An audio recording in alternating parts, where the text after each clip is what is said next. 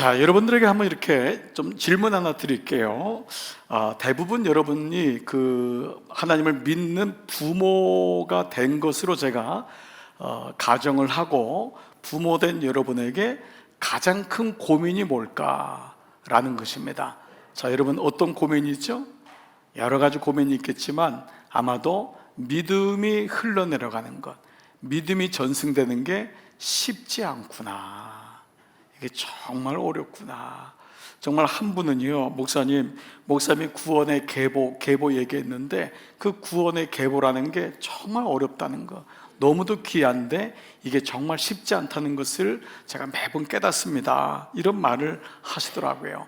우리는 지난 주일날 그 흰놈의 아들의 골짜기에 어른들을 데려갔잖아요. 그래서 거기서 토기장에게 산 토기를 깨뜨리면서, 이건 뭐죠? 어른들을 데려간 이유는 너희의 자녀들이 이같이 될 거다. 그러나 우리가 그 깨뜨리면서 끝나는 것이 아니라 예수 그리스도의 사건으로 가지만, 그 말씀을 보면서 어른들을 데려가서 깨뜨리면서 너희의 자녀가 이같이 다 뿔뿔이 흩어질 것이고 바벨론의 포로로 끌려갈 것이다 라고 얘기하잖아요.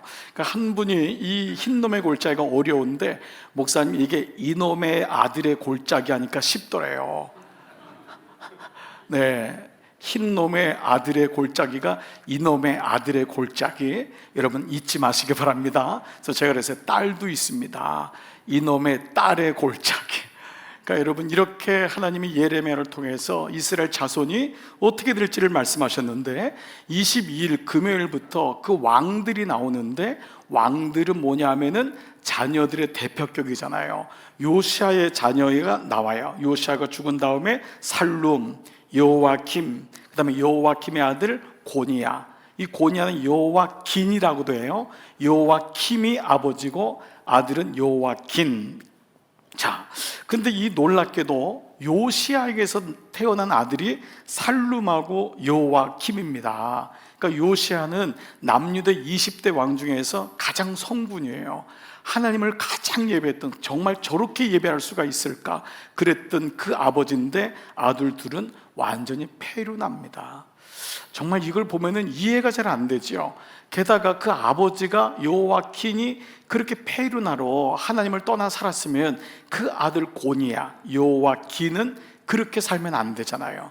근데 그 요아킨, 고니야에 대해서 열왕기하 24장 9절 보면 이렇게 말씀하고 있어요. 같이요, 시작. 여호야긴이 그의 아버지의 모든 행위를 따라서 여호와께서 보시기에 악을 행하였더라. 세상에 아버지의 좋은 게 아니라 모든 행위를 따라 악을 행했다, 여호와 보기에.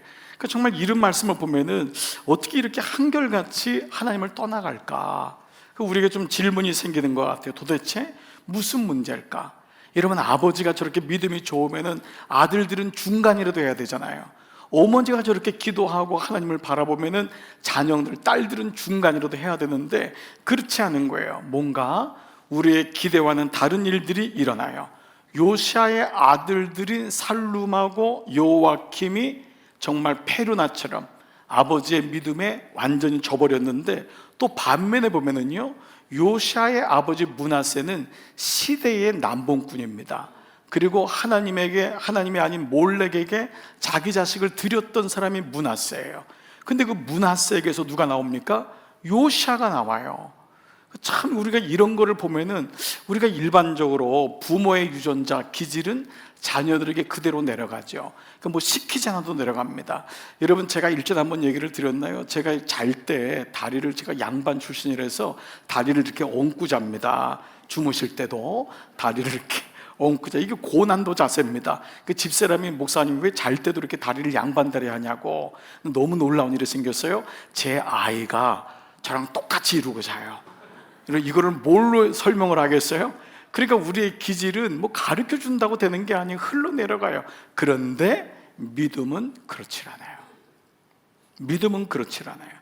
여러분 보세요. 아버지 요시아가 아들들에게 믿음을 가르치지 않았을까요? 이스라엘 왕들은 어렸을 적부터 개인 교사를 통하여 율법을 암송하고, 그 율법으로 이스라엘 나라를 다스리도록 궁에서부터 배움을 갖는 사람이에요.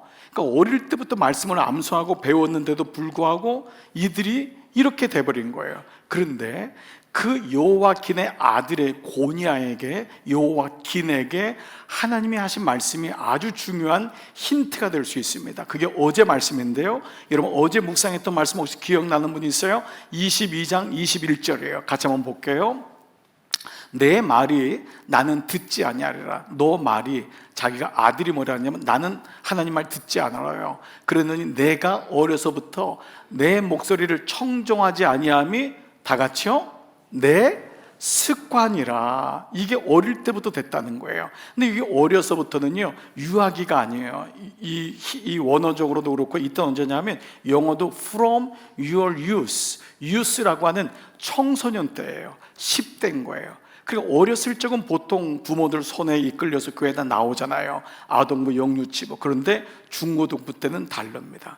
10대부터 자아관이 형성되거든요.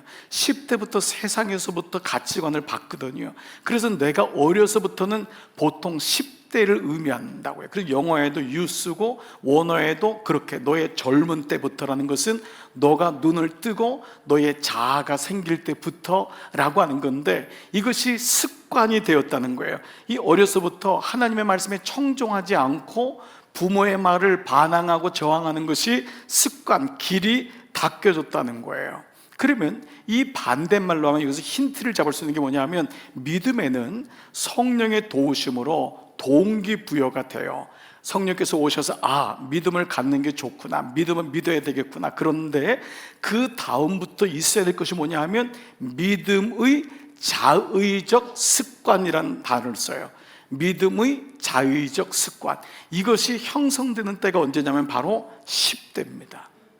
이것이 형성되는 것이, 즉 부모 입장에서 여러분들이 보면은 왜 내 자녀가 지금 믿음이 형성되지 못했을까는 이 믿음의 자의적 습관이 우리 안에 형성되지 않았던 것을 보게 돼요. 우리는 가나안 땅에 있었던 몰렉이나 바알 혹은 이 아세라, 아스다롯, 이런 모든 신들이 그냥 우리가 생각하는 금부치 앞에다가 돌 하나 만들어 놓고 절하거나, 아니면 우리 성황당에게 절하는 새끼줄 풀어놓고, 이런 차원이 아니에요. 이 우상이 어느 정도냐 했으면, 므낫세 왕이 자기의 아들을 번제로 드리겠냔 말이에요. 이건 뭐냐 하면 우상이란 건 대단히 영적인 거예요. 이것은 대단히 혼적인 전쟁인 거예요. 그래서 그냥 우상한테 절하고 그냥 제사 지냈지, 우상한테 절했지, 이런 차원이 아님을 알 수 있는 거예요. 즉 이 자녀들이나 우리가 어떠한 믿음을 갖는 데 있어서는 아주 필연적으로 믿음의 자의적 습관이 이루어지기 전에는 결국은 타의적으로 가는 것은 한계가 있다는 거예요. 교회 와주는 것도 한계가 있는 거예요. 아이들 데리고 끌고 오는 것도, 남편 데리고 오는 것도 한계가 있는 거예요. 이것은 어느 순간에 스스로가 자의적 습관이 안에 만들어지는 길이 만들어져야 된다는 거예요. 자, 여러분이 오늘 이 질문을 가지고 오늘 한번 말씀을 보고 여러분 스스로나 여러분의 자녀 세대를 한번 보면서 오늘 말씀을 묵상해 봤으면 좋겠어요.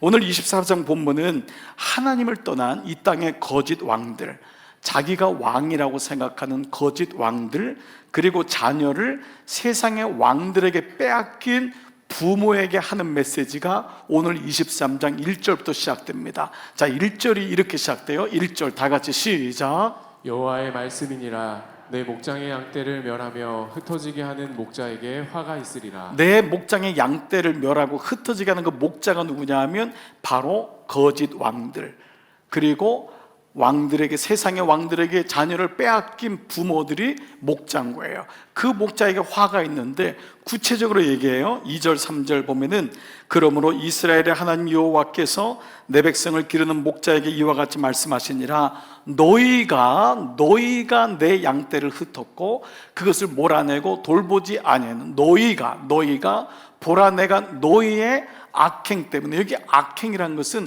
악을 저지른 어떤 사건이 아니라 악한 길이에요. 너희가 닦아놓은 하나님을 떠난 악한 길 때문에 너희에게, 그 다음 말씀이요, 보응하리라. 그래서 예레미야에 가장 많이 나오는 말씀이 길이라고 말씀드렸잖아요. 길. 그러니까 여기서 말하는 사건의 어떤 음란한 짓을 하거나 도적질하거나 이게 아니라 이 악행은 너희가 하나님을 떠나서 하나님을 만으로 여겼던 그 길이 결국은 너희 자녀에게 보응할 거다라고 말씀하는 거예요.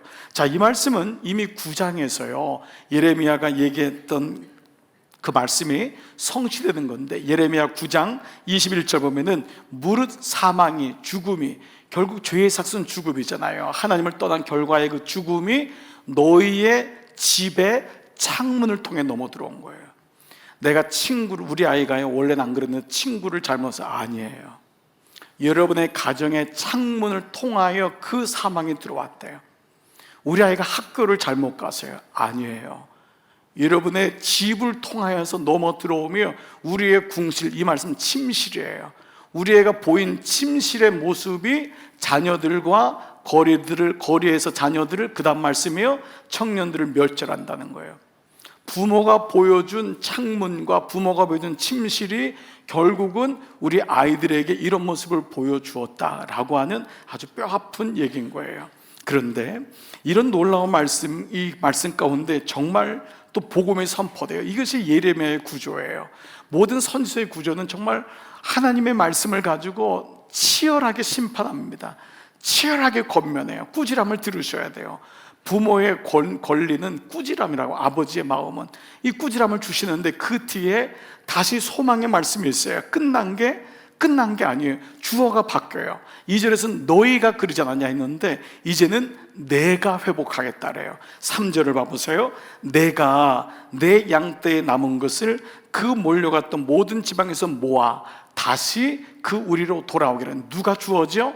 내가 하겠다. 그 다음에 보시면은요, 내가 그들의 생육이 번성할 것이며, 그 다음에요, 내가 그들을 기르는 목자들을 그들을 위해 세우나니. 여기서 목자들은 이후에 나타난 에스겔, 호세야, 이러한 하나님의 선지자들이에요. 그리고 선왕들이에요. 내가 그들을 기르는 목자들을 그들을 위해 세우리니 그들이 다시는 두려워하거나 놀라거나 잃어버리지 아니하리라. 여호와의 말씀이니라. 여러분, 이 말씀을 하면서 하나님이 결국은 하나님의 열심으로 이스라엘 백성을 일으킬 것이다 라는 말씀으로 끝맺어요. 그래서 이 말씀이 사실 끝난 게 아님을 우리가 알게 되죠. 그러나 우리는 분명히 깨달을 것 하나는 뭐냐 하면, 내가 깨달아야 될 것 하나는 분명해요. 하나님이 구원을 이루시지만 내가 분명히 깨닫고 내가 돌아서야 될 게 무엇인지를 아는 것이 오늘 이 말씀이에요. 그런데 그 내가 하시는 그 마지막 the message, 그 말씀, 그 복음의 종착점이 어디냐? 5절입니다. 다 같이 한번 5절 크게 한번 읽습니다. 시작. 여호와의 말씀이니라. 보라, 때가 이르르니 내가 다윗에게 한 의로운 가지를 일으킬 것이라. 예수님 뭐라 그랬죠? 때가 참해. 모든 선지자의 고백이 때가 이르르니, 예수님 이 땅에 오셔서 때가 참해. It is time. 이 시간이 되었다는 거예요. It is time. 때가 이르르니 그때 내가 다윗에게, 22장의 마지막 절에는 다윗의 왕조에 어떤 왕도 없을 것이다. 이미 왕이 끝난 거예요. 유다는 끝났어요. 그런데 하나님이 그 다윗의 왕조에 의로운 가지를 일으킨대요.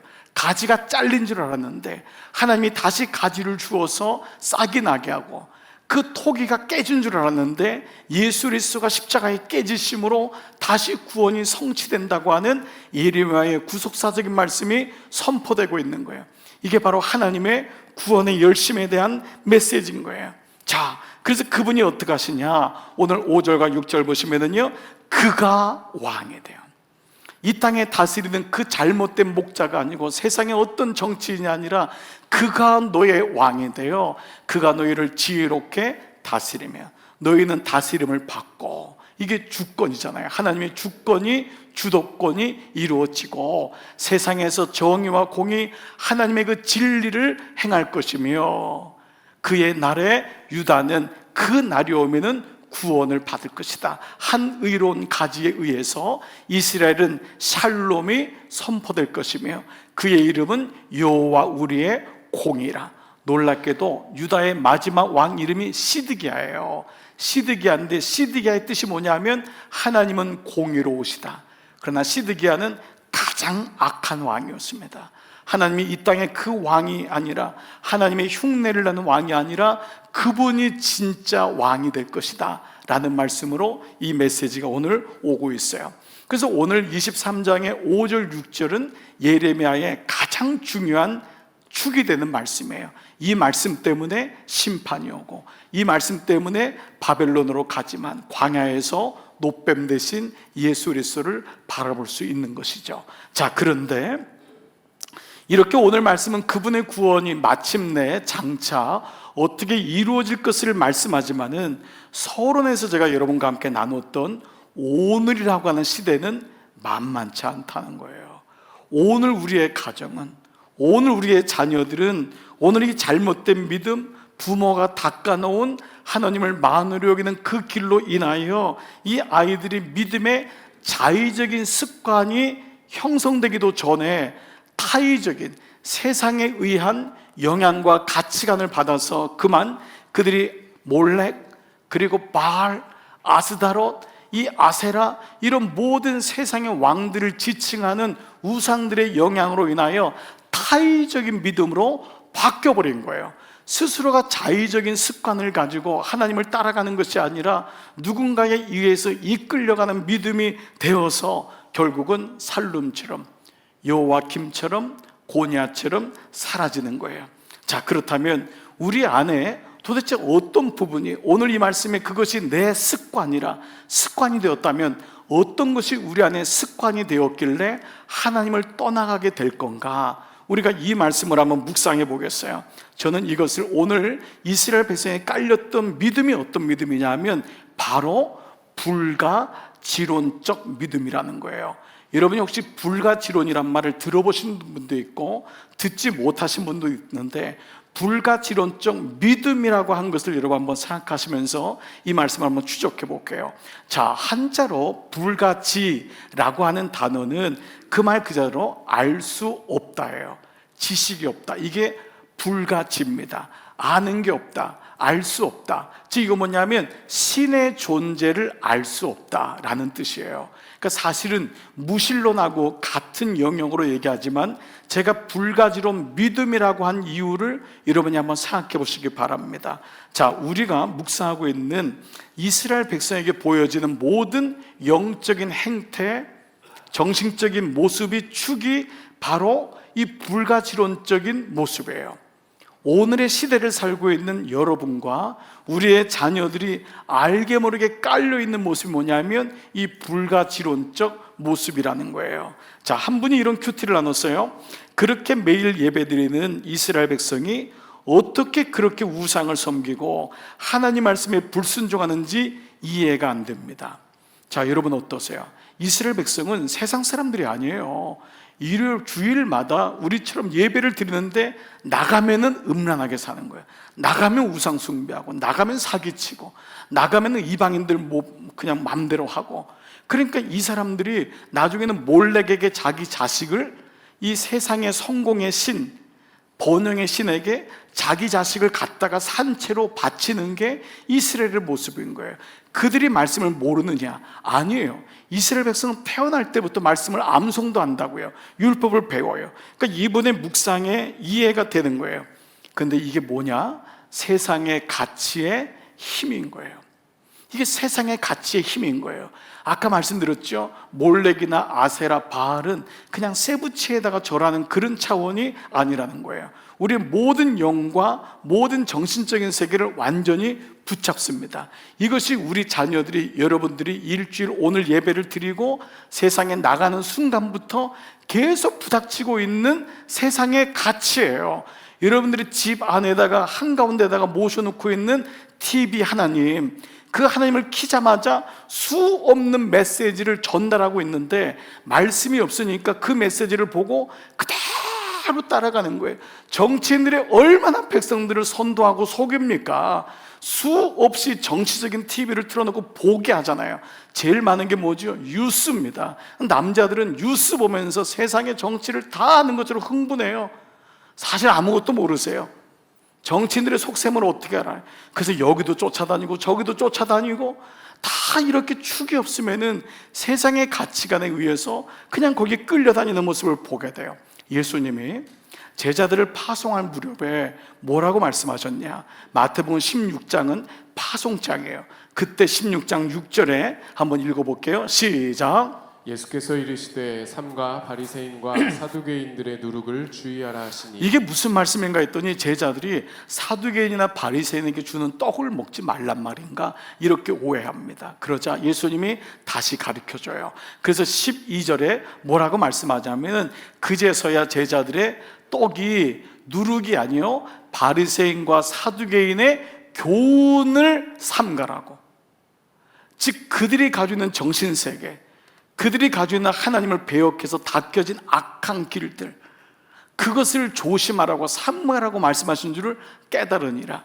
세상이 만만치 않다는 거예요. 성령 받고 세상 나가면은 예배에서 은혜 받고 세상 나가면 되잖아요. 근데 그게 아니라는 거예요. 세상에 수 없는 바리새인과 사두개인의 누룩, 교훈들이 깔려 있기 때문에 그것들을 분별하고 보지 못하면은 안 된다라는 것을 보여주고 있는 거예요. 그러므로 내가 성령의 은혜로 내가 예수님을 믿고 내가 주님 앞에 예배자가 되었으면 여러분이 꼭 해야 되고 가르쳐야 될 게 뭐냐면 자의적 습관을 길러야 돼요.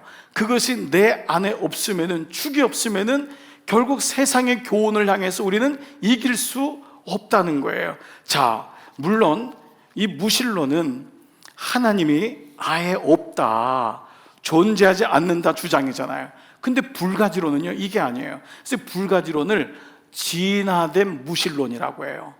무신론인 것 같은데 아니에요. 교묘하게 진화된 게 불가지론인데, 불가지론은 하나님의 존재는 믿지만 입증될 수 없기 때문에 난 믿을 수 없다. 하나님이 살아계시면 내게 보여줘. 여러분 그런 친구들 있잖아요.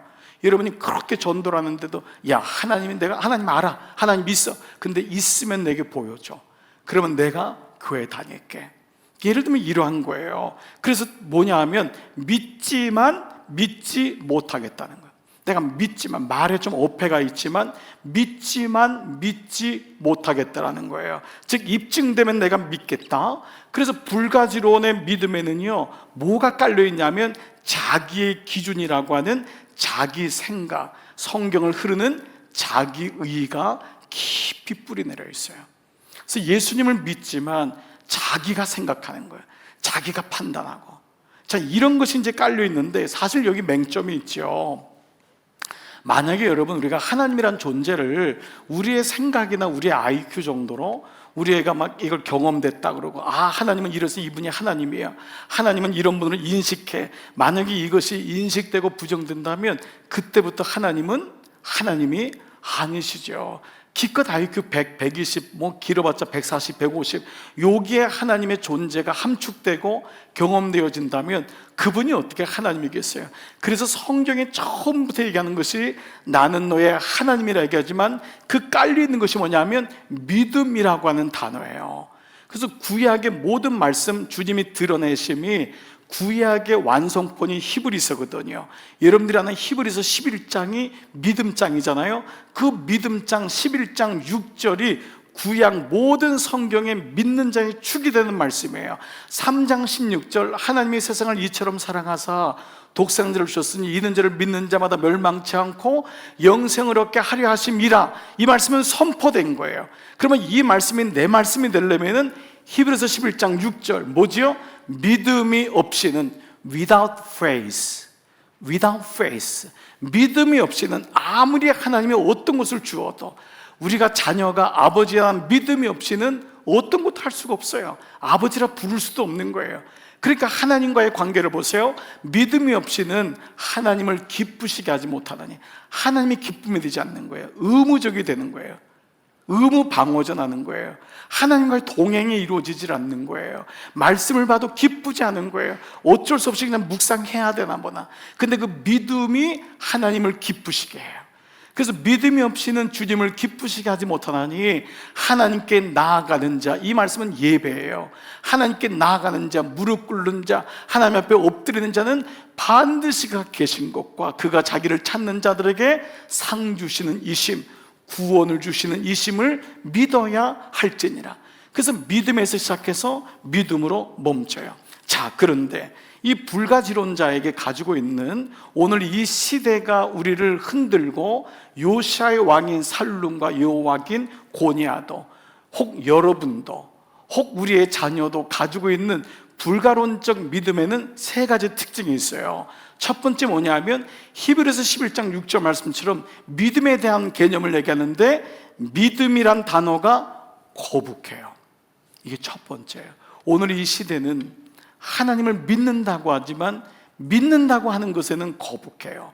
어떤 거냐면요, 깨닫긴 하지만 믿진 않아요. 예배는 드릴 수 있어요. 예배는 드리지만 사실 그분이 하나님을 믿느냐는 또 다른 차원이 될 수 있어요. 물론 저는 오늘 이 예배에 나오신 여러분들이 다 하나님을 믿는다고 믿어요. 아멘. 믿기 때문에 여러분이 오늘 예배를 드리지만 혹 여러분들이 이전 모습을 한번 보거나 혹 지금의 모습이라면 이 말씀을 잘 들어보셔요. 그리고 여러분 자녀들의 모습을 보시기 바랍니다. 네가 어려서부터 그 청종하지 않은 것이 내 습관이 되었도다. 첫 번째, 말씀드린 대로 믿음이란 단어가 거북해요. 내가 하나님이 어디 있냔 말이에요. 믿고 예배는 드리지만 하나님을 잊어버리는 것은 하나님의 존재에 대한 믿음이 없기 때문이에요. 세상이 바빠서가 아니에요. 세상이 분주해서가 아니에요. 여러분 아무리 바빠도요, 사랑하는 애들은요, 우리 청년들 보니까요, 매일마다 생각하고 매일마다 전화하고 난리를 치더라고요. 여러분 그게 사랑입니다. 바쁜데, 야 내가 너무 바쁘니까 내가 너를 사랑하지만 그냥 미안하다, 일주일에 한 번만 전화하마. 여러분 이거는 굉장히 사기에 가깝습니다. 그러니까 선수예요, 선수. 수십 명을 세워놓고 이렇게 한 번씩 전화하는 거예요. 잘 이해가 안 되시나 봐요, 여러분. 네, 연애를 해보신 분은 아는데, 연애를 해보시면 뭐예요? 막 물그릇에도 그분이 보이고 밥그릇에도 그분이 보이고. 이것도 여러분 잘 이해가 안 되시나 봐요. 네, 3부 때 얘기를 하겠습니다. 네, 3부는 좀 젊은 사람들이 많으니까. 그러나 여러분 옛날 일을 한번 생각해 보자는 말이에요. 사랑이란 거는 바빠서 생각 못하는 게 아니에요.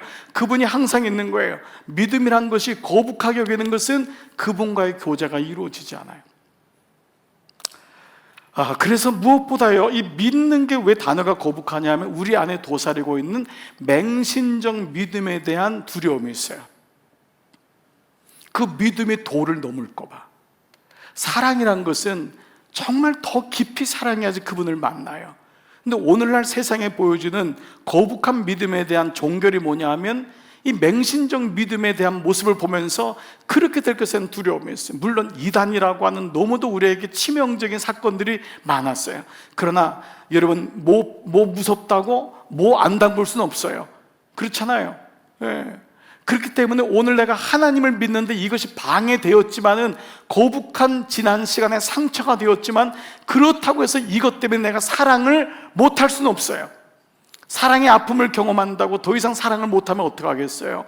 근데 이 맹신적인 이 믿음에 대한 두려움이 있어서 늘 어떤 스스로의 이게 있냐 하면 그냥 요 정도 믿자, 요 정도 믿자. 그리고 배우자에게 정도껏 믿어라, 더 이상 가지 마. 이게 늘 마음속에 붙어 있는 거예요. 그래서 첫 번째 불가지론적인 믿음은 늘 죄이기 때문에 이 중간에 멈춰 있는 경우가 많아요. 두 번째 뭐냐? 이 불가지론 믿음은 자기의 인생을 살면서 불간지론자일지라도 인생의 고난을 경험합니다. 아픔도 경험해요.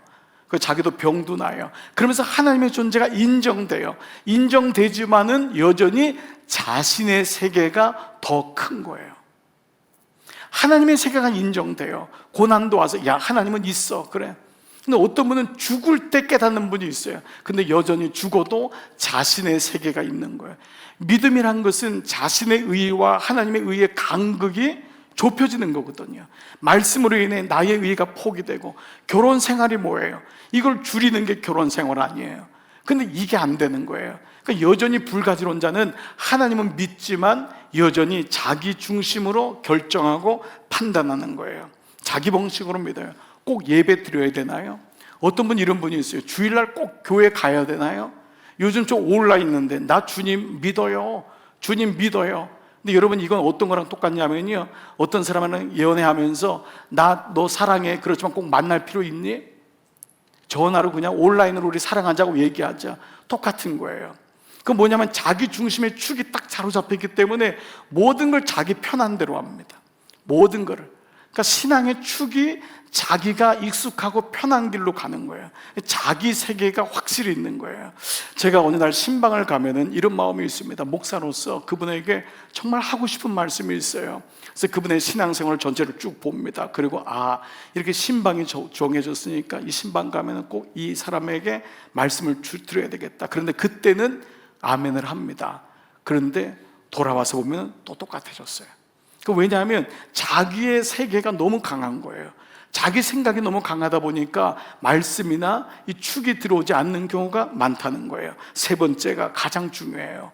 불가지론자의 세 번째, 불가지론적 믿음을 가진 사람은 하나님을 믿는다고 하지만 하나님에 대해서 더 알려고 하지 않아요. 이게 가장 치명적이에요. 이거를 비추어서 내 믿음이 불가지론적 믿음인지 참 믿음인지를 보셔야 돼요. 여러분, 이게 예를 들면 이런 거예요. 데이트는 하지만 더 이상 진지하게 만나지 않아요. 늘 그냥 데이트네요. 마셔서 커피도 마시고 맛있는 것도 마셔요. 그렇지만 얘기 안 하는 거예요. 아니, 프로포즈를 해야지 결혼까지 가잖아요.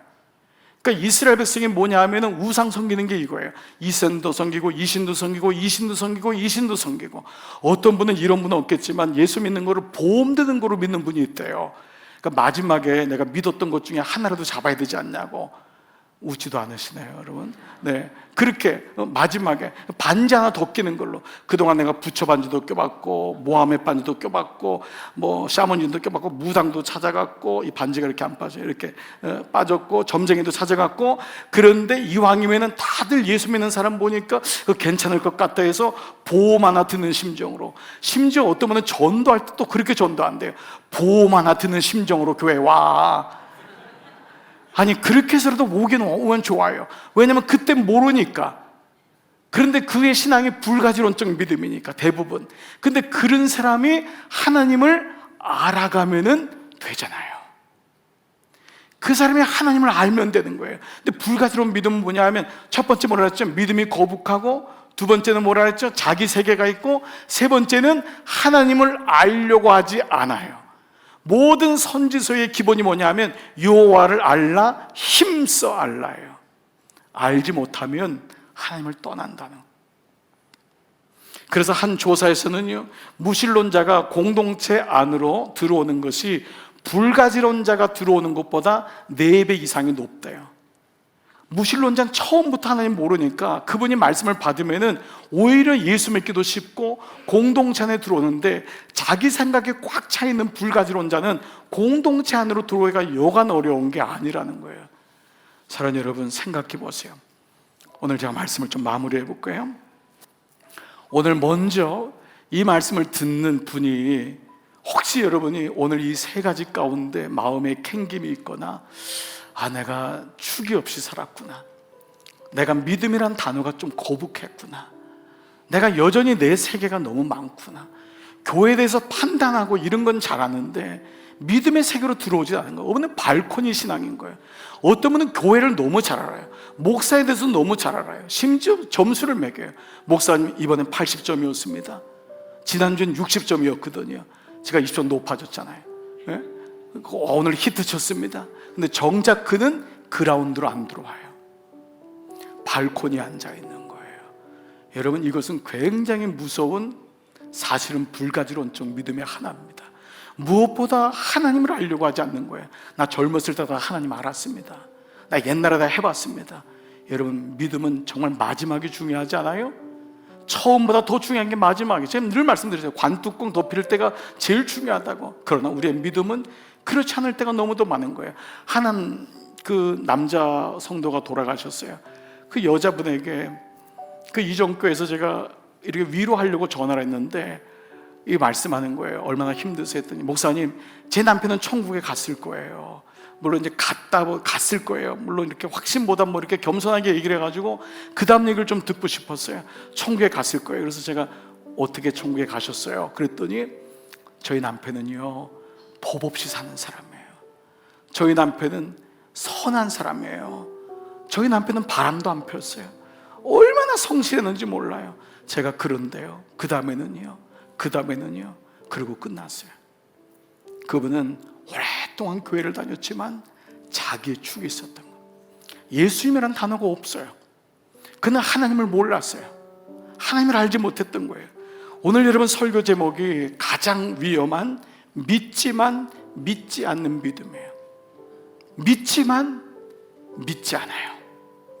믿는 것 같은데 사실은 안 믿는 거예요. 어떤 분이 그래요. 목사님, 제 아이가 믿음은 있어요. 안 믿는 것 아니에요. 근데 전 속으로 대답해요. 안 믿는 겁니다. 안 믿는 겁니다. 진단이 정확해야지 그 다음부터 처방이 이루어지는 거예요. 왜 이 아이가 하나님을 떠났을까? 왜 우리에게도 이런 모습이 있을까? 물론 우리는 믿어요. 다 그렇기 때문에 오늘 이 시간 주일날 예배 나왔지요. 그러나 우리를 스스로 돌아봐야 돼요. 그런데 오늘 이 말씀은 가장 안타까운 믿지만 믿지 않는 믿음이라면, 오늘 요시아에게 이 자녀들에게 이런 말씀이 있었다면 그 말씀을 다시 한번 보잔 말이에요. 한번 처방해 보잔 말이에요. 레위기 22장 21절, 내가 어려서부터 내 목소리를 청종하지 않음이 내 습관이다. 이 습관이란 말이 다른 번역엔 버릇이란 단어로, 이 히브리어 말은 아마르크예요. 아마르크. 근데 영어 성경에 이 아마르크를요 3가지 단어로 번역했어요. 이게 의미가 있더라고요. 어떻게 해서 우리에게 불가지론적인 믿음이 생기냐? 첫 번째, 아마르크가 practice, 연습된 거예요. 이게 은연중에 연습된 거예요. 역으로 생각해 보세요. 우리가 말씀을 부단히 연습하는 이유도 있거니와 하나님을 떠나는 것도 연습돼서 떠나는 거예요. 하루아침에 떠나는 게 아닙니다. 첫 번째 연습이에요. practice. 두 번째가 뭐냐면 이것이 그에게 매너, 방법이 되었대요. 하나님을 떠나서 불가지론적인 의심하고 적당하게 선을 긋고, 이것이 그의 삶의 방법이 된 거예요. 매너가 된 거예요. 세 번째 영어 번역에는요 way, 예레미야에 가장 많이 나와 있는 그것이 잘 닦여진 길이 된 것입니다. 그렇다면 가장 위험한 믿지만 믿지 않는 믿음의 반대의 영역은 뭘까요? 가장 안전한, 가장 복된, 제대로 믿는 그 믿음은 어떤 것인가요? 오늘처럼 여러분에게 이 방법이 있는지를 여쭤보고 싶어요. 우리 교회가 부단히 여러분에게 말씀을 묵상하라고 하고, 양육에 대한 말씀을 하고, 공동체에 대한 목장에 대한 말씀을 부지런히 하는 것은, 이것은 그냥 어떤 교회의 어떤 프로그램이 아니라는 것을 계속 말씀드렸어요.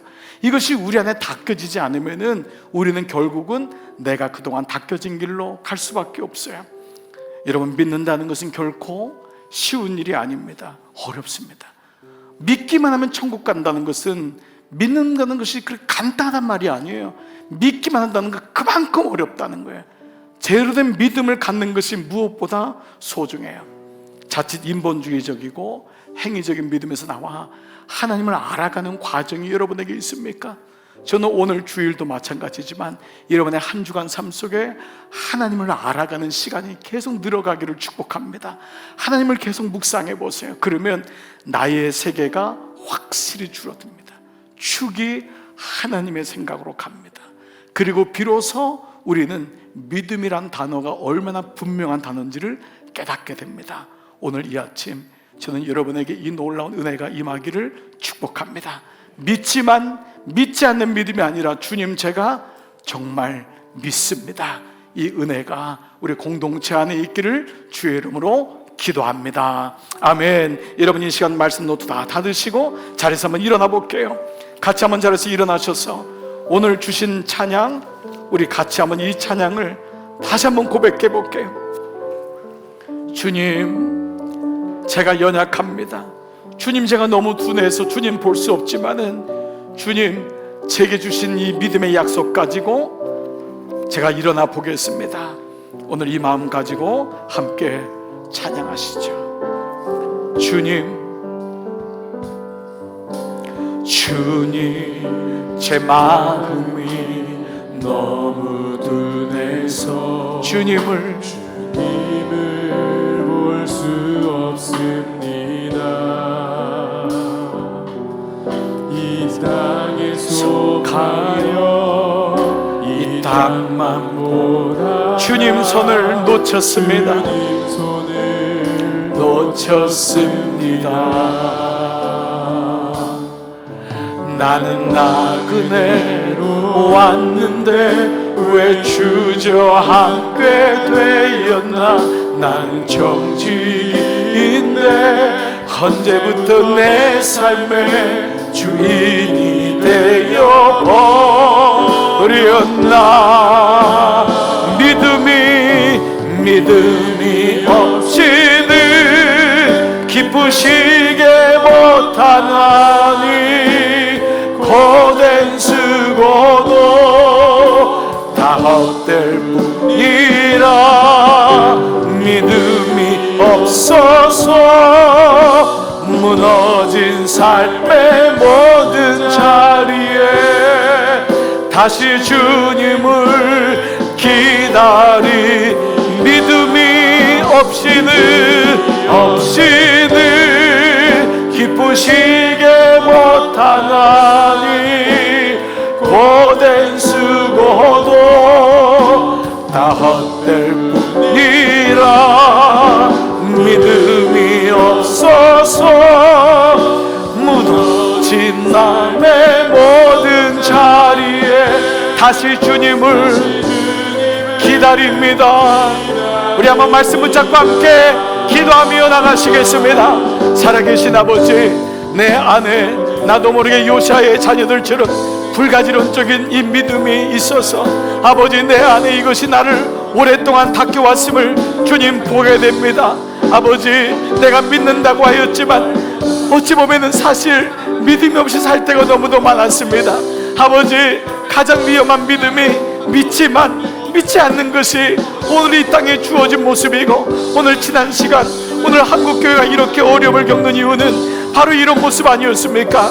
아버지, 믿어주기만 하면 온다고 우리는 교회 한번 나오는 것으로 만족하고 살 때가 너무도 많았습니다. 그런데 아버지, 오늘의 말씀을 다시 새겨 듣습니다.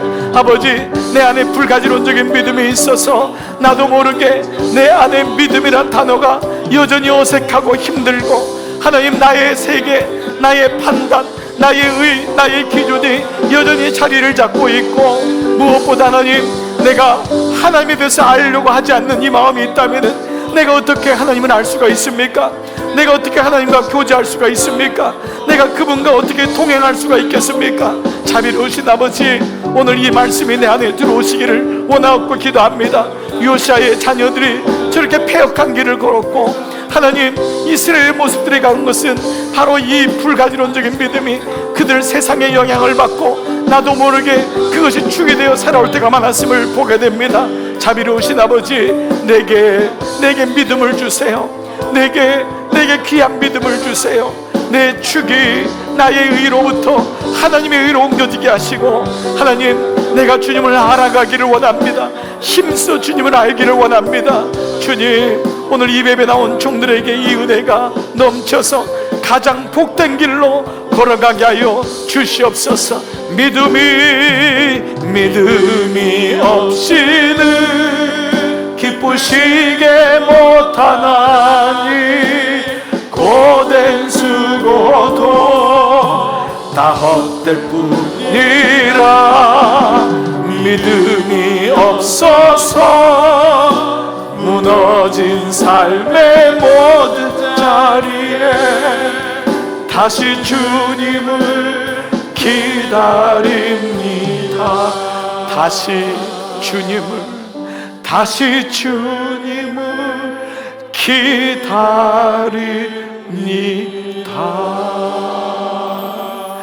아버지, 오늘 이렇게 거룩한 주일을 날 주님 앞에 나왔을 때 우리의 믿음을 다시 보기를 원합니다.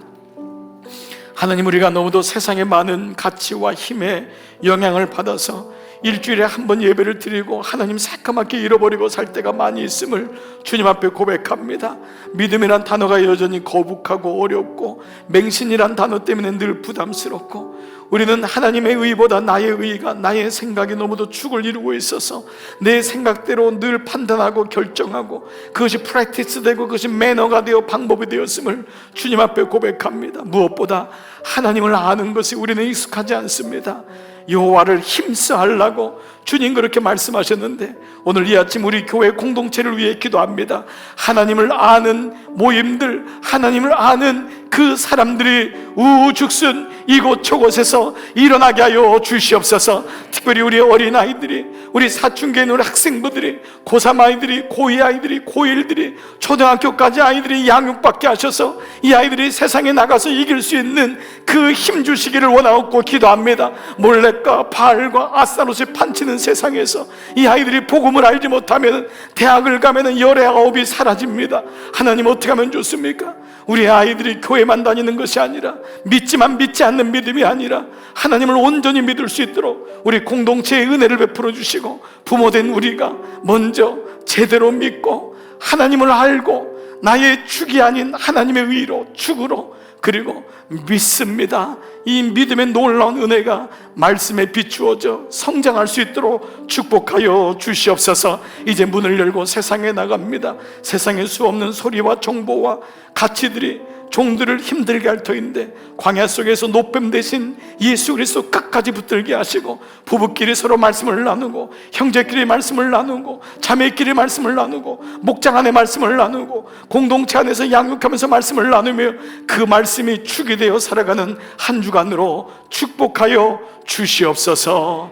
이제는 성부와 성자와 성령의 은총이 머리 숙인 모든 종들 위에 이제로부터 영원토록 함께 하시기를 간절히 축원하옵나이다. 아멘.